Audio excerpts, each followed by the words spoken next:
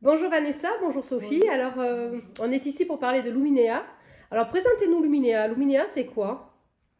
Luminea, c'est une association loi 1901 qu'on a créée il y a quelques mois. Pour faire ça, moi, j'ai vu la transformation de Sophie grâce au neurofeedback dynamique. J'ai vu la transformation de ma propre fille. Et puis aussi, moi, j'ai essayé sur moi. Ça nous a poussé toutes les deux à nous former et à nous lancer en tant que trainer certifié. En fait, on s'est rendu compte que ce n'était pas accessible à tout le monde en termes de prix. Et c'est ce qui nous a motivés à créer l'association, pouvoir diffuser, informer et rendre accessible cette technique qui est quand même très innovante. Donc, le but de la campagne, c'est de récolter des fonds pour pouvoir acheter un dispositif, c'est ça? Ouais, tout à fait. Alors, notre palier ultime, notre but, notre rêve, ce serait de pouvoir en acheter deux, mais dans un premier temps, un, ce serait super. Euh, ce serait super, ça nous permettrait de pouvoir offrir des tarifs très réduits à des familles qui ne peuvent pas se le permettre aujourd'hui. Et dans un deuxième temps, le deuxième système pourrait nous permettre d'en avoir un disponible à la location. D'accord, donc il a une belle dimension sociale, ce projet. Complètement.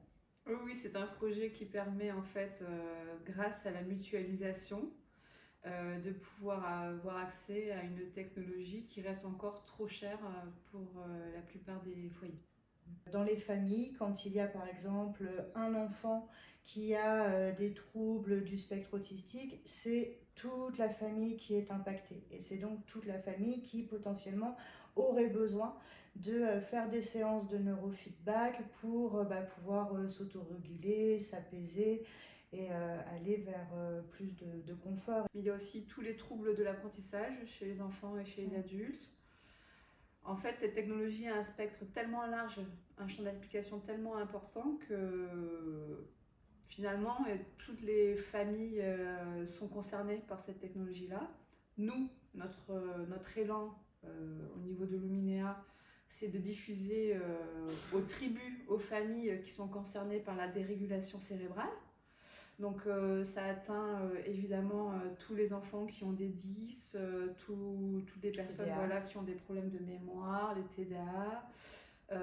Mais si on va plus loin, ils ont forcément aussi dans leur tribu des personnes qui ont aussi, de par le vieillissement et par un problème de régulation cérébrale, des troubles de la mémoire importants et qui ont besoin que leur cerveau soit soutenu par une technologie innovante.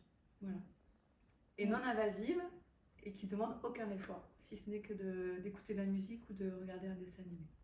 Donc complètement naturel. Donc, si je comprends bien, on peut étendre ce dispositif aux personnes qui ont des difficultés, je sais pas, de sommeil ou de concentration. Par exemple, les femmes à la ménopause qui ont des brouillards cérébraux, des choses comme ça, ou les gens qui ont des fibros et qui...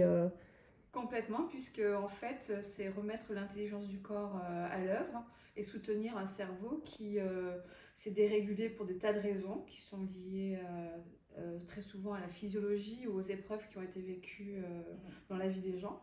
Donc le champ d'application de la neurofeedback est hyper vaste. Ça peut aider les personnes, soulager les familles de tous les âges, de tous les milieux, avec tous les troubles neuroatypiques qu'on peut penser, les femmes à tous les moments de leur vie, les enfants, les adolescents. Enfin, les personnes qui ont un AVC, les personnes âgées, un accident de la circulation où il y a eu un choc, un deuil, une personne qui n'a pas réussi à dépasser le traumatisme du deuil, qui grâce à la neurofeedback a pu se réguler émotionnellement et libérer des émotions sans avoir besoin de mettre des mots et des explications et des élaborations. Donc en plus c'est le respect de ce que peut aussi libérer la personne, puisque c'est le cerveau qui dit à l'organisme là ça y est, je m'autorégule et je peux proposer d'autres solutions. Pareil pour le stress post-traumatique. En fait, avec ces techniques-là, pas besoin de revivre le trauma.